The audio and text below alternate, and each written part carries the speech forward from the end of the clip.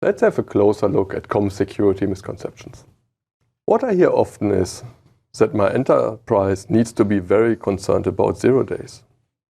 0 days are exploits just discovered for which there is no patch available. Andrew, can you provide us some more details around these common misconceptions? Sure. Actually, they shouldn't be very concerned overall. The reality is most companies are compromised by old and unpatched vulnerabilities in software running on top of Windows or on top of any operating system. So from a recent InfoWorld article, it stated Microsoft's Security Intelligence Report lists the most popular exploits, and most successful exploits are old. Another quote from that same article says, the Verizon data breach report of 2016 revealed that out of all detected exploits, most came from vulnerabilities dating to 2007. Next was 2011. Vulnerabilities dating back to 2003 still account for a large portion of hacks of Microsoft software, but not most. Now, here's something that's interesting, though. According to our latest Security Intelligence Report, over the last 6 years, it's been observed that if Microsoft vulnerabilities are exploited at all, they are most likely to be exploited as zero-day exploits. So what should I do? What should our customers do? It seems like there's a contradiction in those findings, Andrew. So it does, but what it means for our customers is that you really need a stack that can protect you regardless of whether the vulnerability or exploit is known or unknown, public or not. So the first thing that a customer should do actually is patch their application layer, such as Flash, Java, Office, etc., aggressively, as this is actually how most organizations are compromised today. That's interesting, Andrew. A few years ago, this would have been after making sure operating system is patched, right? That's very true. But one of the things that we've learned over the last 6 years, Microsoft has observed a big decrease in both the percentage and raw numbers of vulnerabilities for which someone builds an exploit within 30 days of the security update being made available. For example, in 2015, only 5% of Microsoft's remote code execution or elevation of privilege vulnerabilities had any evidence of being exploited within 30 days of a security patch being created. So, since less than 5% of the time, a successful exploit is created within 30 days, after a patch is released, patching within 30 days is acceptable. So, but back to the operating system. And the previously mentioned 0 days. What is our recommendation here? So this is where it's very important that our customers run the latest version of Windows and turn on the latest malware protection features that can stop both known and unknown malware. That's why you have to have that kind of stack. For example, this is because starting with Windows 10, Microsoft has partnered with our hardware vendors to really raise the bar about stopping malware. We enforce driver signing. We have what's called LSAS protections with Credential Guard. We have a hypervisor code integrity technology, also known as Device Guard, which is part of that. They all work together to protect our customers. So, for example, there were 2 recent families of malware. One was called Prometheum, the other one was called Neodymium. Both used a 0-day exploit that executed code to download a malicious payload so the hacker can stay in the system. They are both stopped by these technologies on Windows 10 systems. So are you saying that if those compromised systems had been running Windows 10 and the mentioned feature enabled, they wouldn't have been compromised? Yes, that's absolutely right. So what's about customers running Windows 7 or Windows 8? Well, while those operating systems in their 64-bit versions do provide security features such as driver signing enforcement, they still lack those hardware-based, those hardware-backed features such as Credential Guard and Device Guard. So while one of the potential attack vectors would be stopped by the driver signing enforcement in Windows 7 and 8, several others wouldn't be. So again, how could Microsoft actually help our customers? Option 1 would be leverage the public guidance available for System Center, Config Manager, Intune, and Windows OS deployment on TechNet. Option 2 would be, or might be, if you suspect have been compromised, engage Premier Support, which can arrange for our on-site incident response team and tactical recovery team. To do so, contact our Premier Support team. What you should do before a security incident occurs in any case, we highly recommend you have a review at least at our public guidance on TechNet responding to IT security incidents, or work directly with your designated TAM, Technical Account Manager, or Microsoft Consulting Services support person. So Microsoft Enterprise Services has many consulting and premier offerings around an accelerated Windows operating system deployment, thereby getting you some of those protections as fast as possible, patch management with System Center Configuration Manager or Intune, and we also have cybersecurity services to harden your most critical assets. We also have a group called the Enterprise Threat Detection Service that helps detect attacks as they occur and help responders neutralize the threat as soon as possible. So moving on to the next example, when using system management and security software like antivirus, backup software, or my domain controller, does this improve my security? So not really. And the caveat there is if those agents, which they often do, are running as system or administrator, and the administrators of those systems that have those agents are not properly protected. Why? Any system or user account that can manage a domain controller with that level of access is actually, even though you might not have intended it, the equivalent of an enterprise admin in Active Directory. Oh. Well, so to answer this, we need to dive a little deeper and discuss some key security concepts, such as the credential tier model and credential hygiene. Let's start with the credential tier model. The purpose of this model is to demonstrate that all credentials in your customers' environments or accounts in your organization are of equal value. Let's start with tier 0.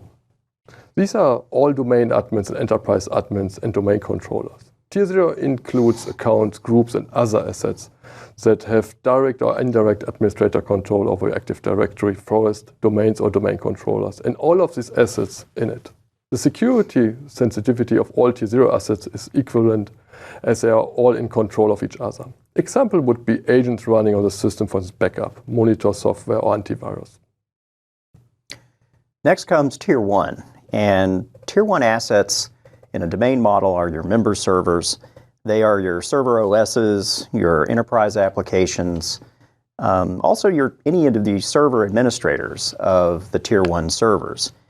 And you have to remember that these accounts have access to a significant amount of business value that is actually hosted on them. So for example, these can be your SQL servers, your SharePoint servers, your file servers. This is where attackers go for the actual data. And last, we have Tier 2 admins, controlling the user workstation and devices. Tier 2 admins accounts have administrative control of significant amount of business value that is hosted on users' workstation and devices. Examples include help desk people and computer supporting administrative, because they can import and integrate of almost any user data. For most details around tiering, we provide technical article on TechNet, or enterprise services can help you to identify those assets. So with this model comes some rules, and it's very important that you follow them. So the first one is credentials from a higher privilege tier should never be exposed on a lower tier system. Lower tier credentials can use services provided by higher tiers, but not the other way around. And finally, any system or user account that can manage a higher tier is also a member of that tier, whether you intended to be or not.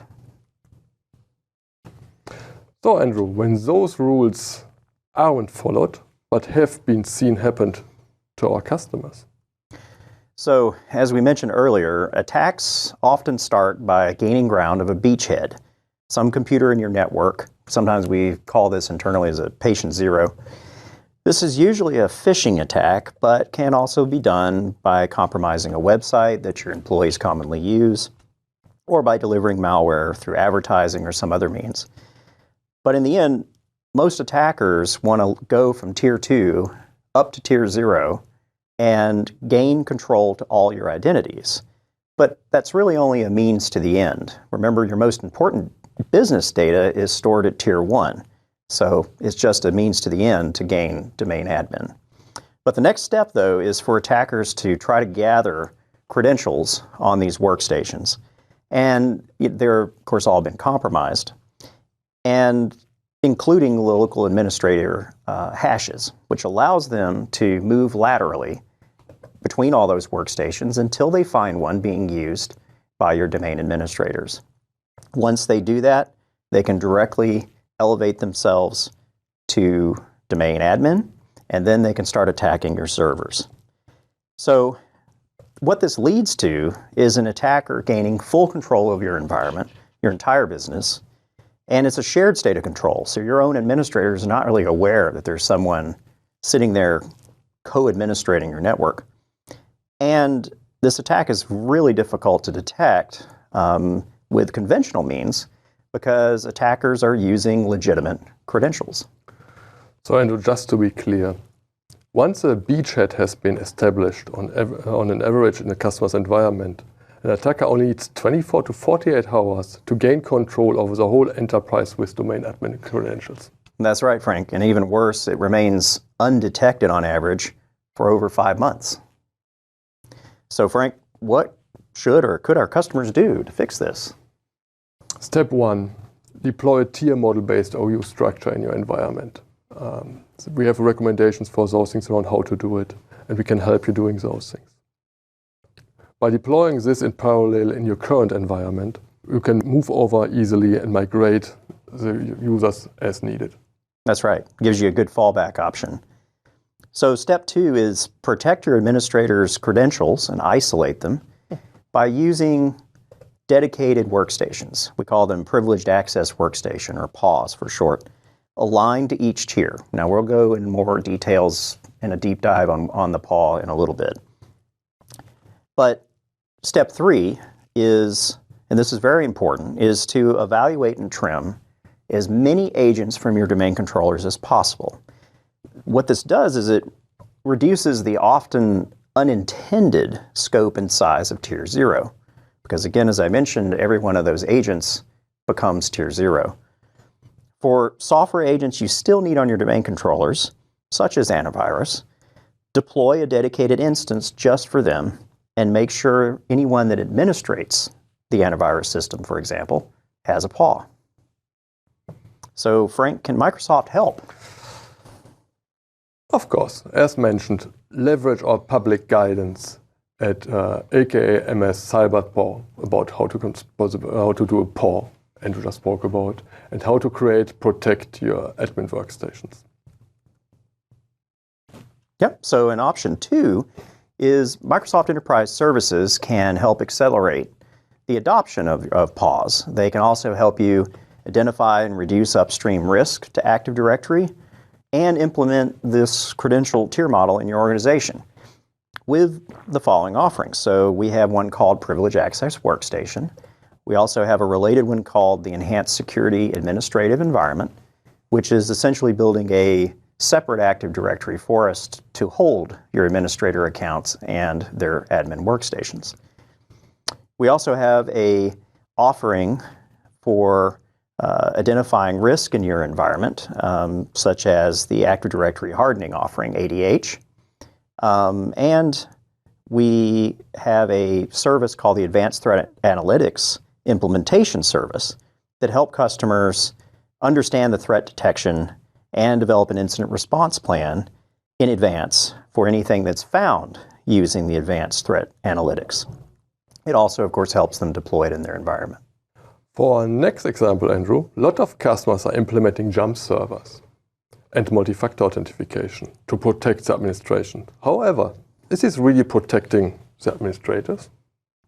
So not really, and this is actually one of my favorites I like to talk to customers about. If the system that you use to log in with multi-factor authentication to your jump servers is compromised, then you really haven't bought yourself anything. Why is this? So it's because an everyday workstation that has unrestricted internet access, email, your line of business applications, etc., is much more likely to be compromised, because often these systems have not, or maybe they can't have because of the applications, many of the latest protections applied to them to prevent compromise. So also, another big factor here is that unless this workstation that the administrator uses was built from a clean operating system image based on what we call the clean source principle, it is at very high risk to have been compromised even at the moment of installation. I read a lot about this clean source principles. Mm-hmm. Did we ever see such thing happen, that existing workshop or service image got compromised by attackers? Yes, unfortunately we have. This is why we recommend to our customers in our public guidance to do a separate build and have a totally separate build process for their administrative workstations.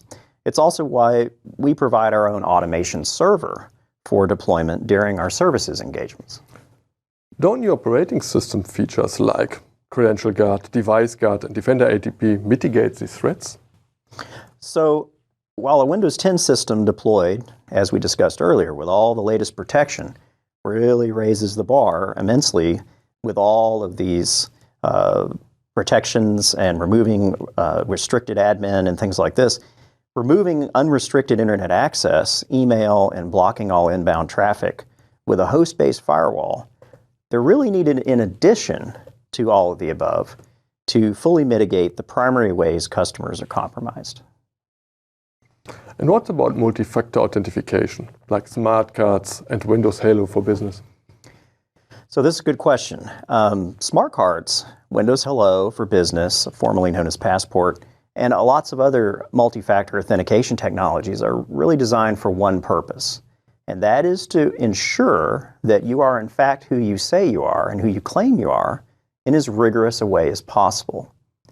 However, they're not really mitigations for credential theft or any sort of malware that might be able to impersonate you once you have logged in. So the main point is, on an everyday workstation with multi-factor authentication isn't suitable for administrators, even with the jump server. That's correct. That's right, Frank. An attacker, even with multi-factor authentication, can ride the session and go all the way from their workstation to the jump server and then beyond to the intended system that they want to administrate. So we show a diagram of this on this slide where the attacker actually goes through this shared workstation where it's very common for our customers to have split administrator accounts and regular accounts. However, they still use the same unified workstation, which puts them at risk.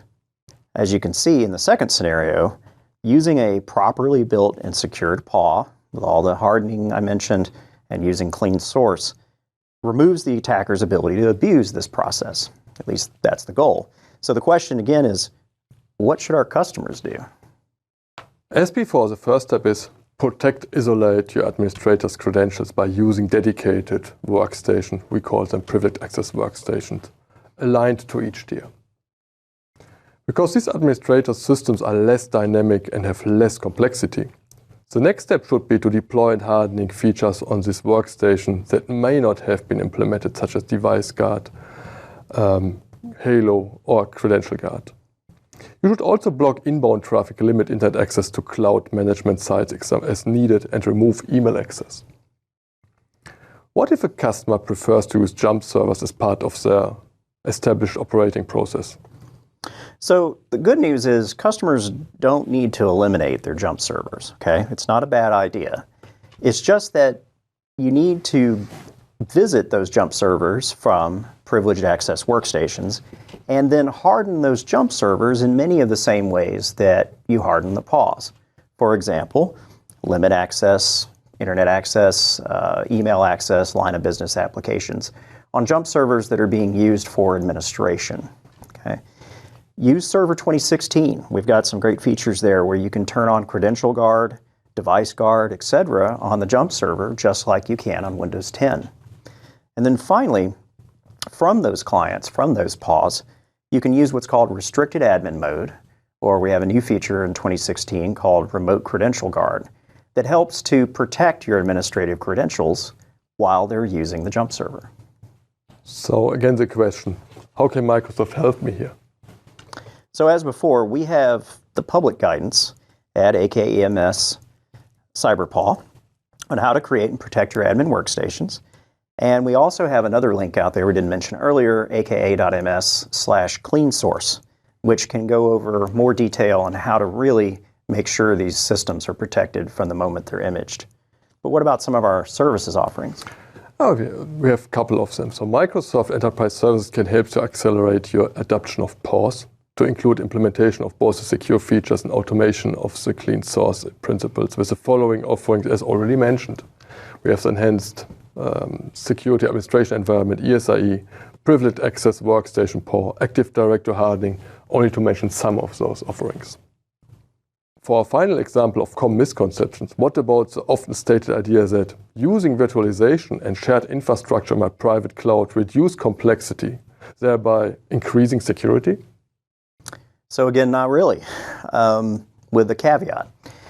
Unless the virtual machines can be isolated from the virtualization admins, and if there's any, of course, there's storage with the virtual machines, any storage they have has been encrypted with a key that's not accessible by any of the storage administrators. So while this might seem to violate what we called law number 8 of the old 10 immutable laws of security administration, which for a refresher was the difficulty of defending a network is directly proportional to its complexity, you would think that, well, by reducing this complexity, I've increased security. Unfortunately, though, you still need to follow the tier model. Why is there a violation of the tier model doing these things? So having a private cloud that provides infrastructure as a service to your internal customers is a must in today's data center. However, certain systems like domain controllers do need special care and protection when they are virtualized. What is the issue? So on most virtualization platforms, if you have local administrator or what they call root privileges, it gives you access to all the data that's stored inside those virtual machines. If the virtualization host has a shared storage system that it's leveraging, like a SAN, you have another problem, is any account used to administrate the SAN also has access to the data inside those virtual machines. So what makes domain controllers that special? It's just another server. Well, unfortunately, if you have access to the storage of a domain controller, that gives the user access to the Active Directory database. And this is the violation of the credential tier model. If that storage admin, for example, or that virtualization admin, aren't already an enterprise admin, because anybody with access to that database file could abuse it to take over Active Directory. So again, what should our customers do? So the first option is to use a dedicated virtualization host and storage for your domain controllers or anything else that you deem to be a high value asset. That you want to make sure that there's not a large number of unintended people that have access to the system. If shared storage is required, be sure to protect that shared storage using BitLocker, so the key is not something the storage admin can get to, or some other full volume encryption software. So the second option, by the way, is to deploy Windows Server 2016 for your Hyper-V host. I mentioned local admin earlier, so customers may have been thinking, oh, well, wait a minute, you're meaning Windows Server. But in the new Windows Server, we have a technology called shielded VMs and a new role called the Host Guardian service. So we encourage our customers to move to 2016 on Hyper-V to take advantage of those technologies. Where can customers find information about all these technologies and how to use them? So again, we have public guidance, and we have at the link below, we have an entire walkthrough on how to deploy Host Guardian service and shielded VMs, which are related, on Windows Server 2016. And then next as before, Microsoft Enterprise Services can help accelerate your adoption of Host Guardian Service and 2016 with shielded virtual machines with the following offerings. First is we have a deploying Host Guardian Service offering. And then we also have worked to combine that offering with the earlier mentioned offering called the Enhanced Security Administration Environment.